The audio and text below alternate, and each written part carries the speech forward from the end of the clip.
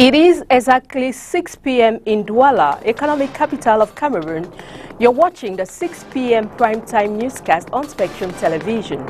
Coming up in this newscast, the second term of the 2020-2021 academic year has kicked off today across the national territory. Our newsroom visited some schools in Douala and paint a picture of the effective resumption of classes in those schools. Also in this news, our sportsman John Paul Sama will give us a preview of the upcoming encounter between Cotton Sport of Garua with the Green Eagles of Zambia in the second leg preliminary CAF Confederation Cup qualifier. Those are our top stories for tonight. Good evening, ladies and gentlemen. Thanks for joining in on the 6 p.m. primetime newscast on Spectrum Television. The Minister of Defense at the Presidency, Joseph Betia Somo, has completed a 2-day working visit in the Adamawa region, where he disposed defense and security forces to be professional and patriotic during this time, where the zone has been wrecked by kidnapping and sporadic attacks. Some defense and security officials were decorated with epaulets to recognize their work done for the year. Josephine Binzi completes the story for us. Days was the duration of the Minister of Defense visit to the Adamawa region. This has been the pattern of the Chief of Armed Forces for the past 6 years, as last year, Joseph Betia Somo visited soldiers at Kiosi at the Ntem Valley, and this year it was at Tibati that the Minister of Defense continued his visit. This has been an area of concern as the zone has been marked by rampant kidnappings, attacks by Central African rebels, and persistent rumors of a rebellion coming from this particular strata of the country, which necessitated the attention of the military. All meetings were presided upon by Joseph Betia Somo on December 31 at the Governor's Office of the Adamawa region. The meeting was also marked by the commanding post of 33 Motorized Infantry Battalion as discipline, prudence, and professionalism, as well as patriotism, was the message of the Minister of Defense during this delicate period. It was in the same patriotic feeling that they together watched the head of state's end-of-year speech at 8 p.m. that night. A night that ended with joy as some soldiers received epaulets from hierarchy on the first day of the year. Amongst the officers, Cyril Atonfa-Ngemo, Director of Communication of the Ministry of Defense, was promoted in grade as Captain of Vessels at the National Marine. It's a culture with us to be appreciated if work has been well done, and the head of state is asking us to work harder in 2021 than 2020. After Tibati, the Minister of Defense at the Presidency continued and ended his visit by giving epaulets at the Forces of Defense promoted at Ngaoundere Military Fortress. The second term of the 2020-2021 school year has kicked off today, January 4, 2021, across the national territory. Catherine Corner visited some of the schools in this region and gives us this report. The usual bustling scene during the early hours along the streets and different roads in the city of Douala have regained momentum as from this morning as classes resume for the second term. The term remains the longest and most crucial in the academic year. As such, school authorities as well as students and pupils have braced up to ensure a hitch-free and successful term. Explanation of what the principal said in French. What she was telling you is that you have come to the new year 2021, and this year is a special year. She needs hard work. All of us, the administrators, we are asking you, the students, to be very hardworking, because it is only the hard work that is going to give you success. She talked about lateness, discipline.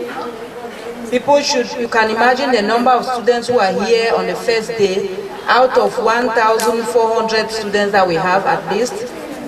You can imagine they are not even up to 400 here, which means that more than half of the students are out. So this year is a special year. And after 2 weeks of intense activities to celebrate Christmas and New Year feast, pupils and students could be spotted following the path leading to their various classrooms for the second term of the 2020-2021 academic year. According to the school authorities, they have put up special timetables to ensure that there is time to cover the syllabuses during this term, full with extracurricular activities geared towards commemorating the Youth Day. As the second term kicks off in the entire nation today, the respect of COVID-19 barrier measures remains imperative in school milieu. Some parents fleeing the Boko Haram insurgency regions have resorted in registering their children in schools in Douala to meet up with the school year modalities. Although well received by the schools, the institution authorities say special attention will have to be given to the children. Josephine Binzi on the beat. With more than half of students and teachers present at government primary school Bonaprizo for classes immediately after Christmas and New Year celebrations, the second term will be a decisive stage in the educational calendar of the student academic year, as teachers and students will have to double efforts to catch up with the year's syllabus. Of course, this is a very decisive term because teachers will have to double their efforts to teach the children and pupils.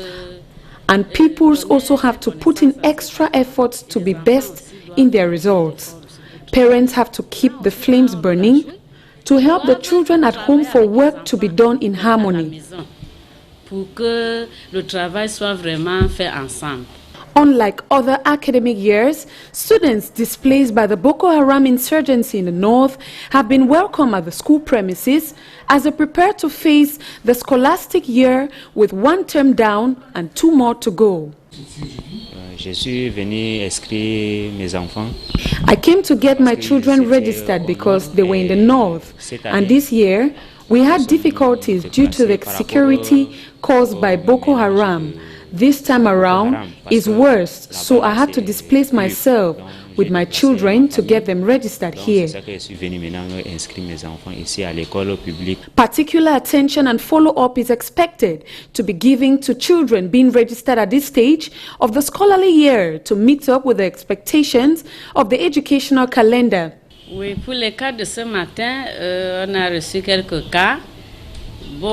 received some cases this morning, and we have been authorized by hierarchy to receive them and get them registered so that they are students like any other child here.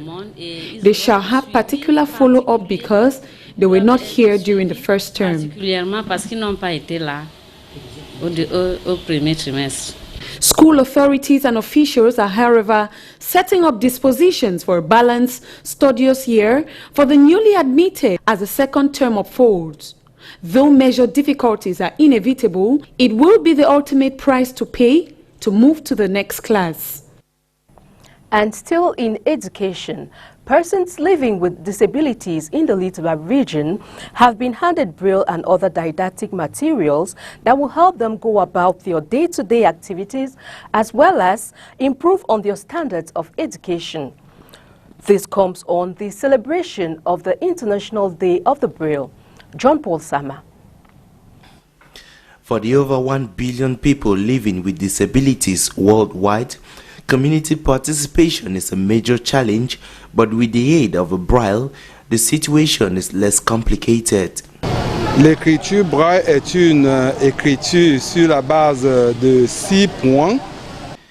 The Braille text is one of 6 points, which has 2 vertical columns of 3 points and 3 horizontal lines of 2 points. These 6 points permit us to write letters of the Braille's alphabet, which also ensures that visually impaired persons can read and write. L'alphabet Braille compte, contrairement à l'alphabet français, compte 40 lettres et signes qui permettent aux aveugles de lire et d'écrire. This tool helps them access essential services, especially for the visually impaired, as they can easily communicate. Je crois que l'important n'est plus à démontrer, d'autant plus que I think the most important aspect is that these brailles permit us to read and write. This opens them up to education. mais aussi à l'accès à l'éducation et à la scolarité.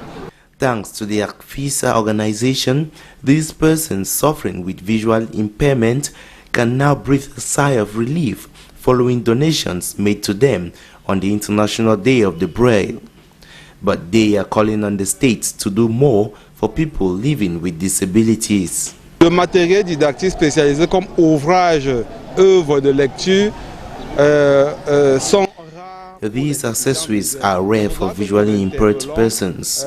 That's why we are calling on the state to facilitate the creation of a braille printing press so blind people can have easy access to read and write, and make them also available in libraries. Pour que les bibliothèques soient dotées du matériel de lecture braille. With the advent of modern technologies, the brailles are expected to be improved upon and made easier for them to use. In our cultural page tonight, the first ever edition of the lively event that brings together artists, photographers and others, Douala Fiesta, has come to an end with the election of Miss Fiesta 2021. Our reporter, Catherine Kone, was part of this fiesta and gives us this report. It was all fun, laughter, music, drama, the display of Cameroonian culture that put an end to the Douala Fiesta on January 2, 2020 at Place Din Samé in Bonasama in the Douala 4 municipality. Events which took place in all the 6 subdivisions in Douala had as main objective to bring together citizens and take opportunity to sensitize them on developmental projects of the city.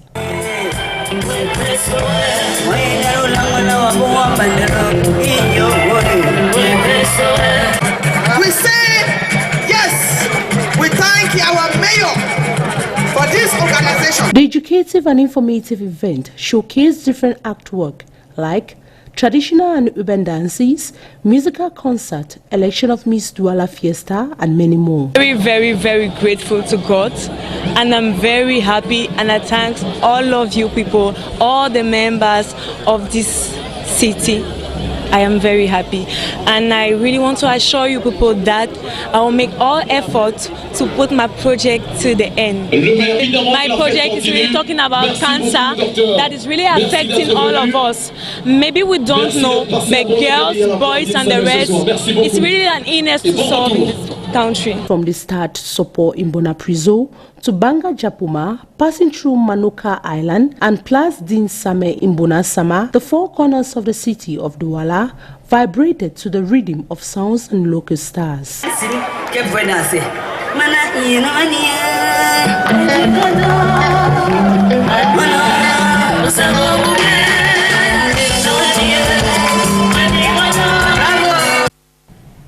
We take on a foreign page with a VOA. The first doses will start reaching recipients in India sometime this month, following the emergency authorization granted to the British-developed AstraZeneca vaccine that is being produced by the Serum Institute of India and one called Covaxin, developed by a domestic company, Bharat Biotech. Prime Minister Narendra Modi called the development a decisive turning point to strengthen a spirited fight. The country has set the ambitious target of immunizing 300 million people by August. Healthcare workers, security personnel, those over 50 years of age, and the clinically vulnerable. It has been preparing cold storage facilities and training health workers to administer the shots for what could be the world's largest immunization programs for the outbreak. The preparations have been fully made, the logistics have been worked out with the different state governments. It all depends, of course, on the availability of vaccine in terms of the volume and in terms of the health workforce that is available. The delivery system was tested with a nationwide dry run on Saturday. Our arrangements are satisfactory.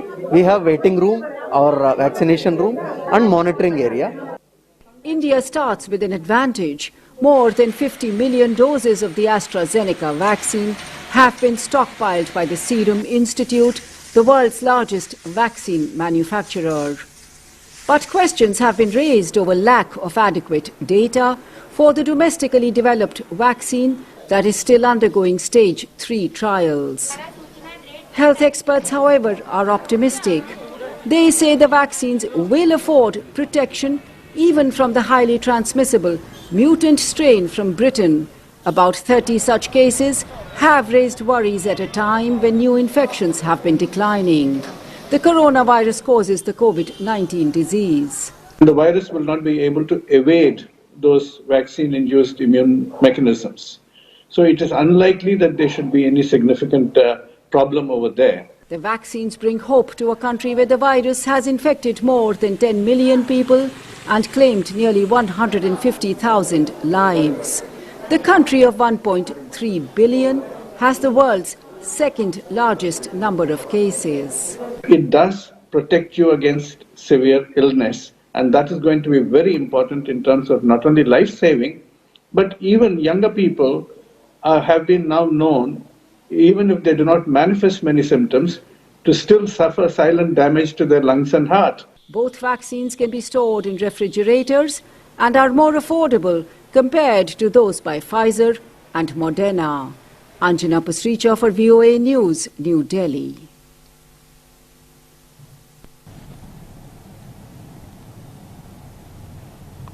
And now we talk sports. Cotton Sport of Garoua will this Tuesday, January 5, 2021, lock horns with the Green Eagles of Zambia in a second-leg preliminary CAF Confederation Cup qualifier. Our sportsman John Paul Sama gives us a preview of this encounter in this report. Cotton Sport have held their last training session this Monday in Garoua ahead of their second-leg preliminary game against the Green Eagles of Zambia at the Rome Niger Stadium. 6 of the Cottonized players in camp with the intermediate Lions, such as midfield maestro Chiri Chwinti, goalkeeper Narcis Len and defender Tamen Gombe, amongst others, have joined their teammates ahead of this crucial encounter. The team from Zambia will be wary of their opponents as they prepare to battle them again, this time on away turf after they lost 2-0 in Lusaka, Zambia, with goals from Felix Okine and Thierry Chwente. But Cotton Sport lost their last game at home to UFC Sokode, but advanced to this second round on a 2-1 aggregate win. The boys of Coach Abubakar will want to stamp their dominance at home, this time while eyeing a spot to the third round of the preliminaries, as making the group stage of the CAF Confederations Cup is their major objective. That's the package we had for you tonight. Thanks for watching. More news will be yours in the French language at 8 p.m. with Orion Donkeng. With me, it's good night.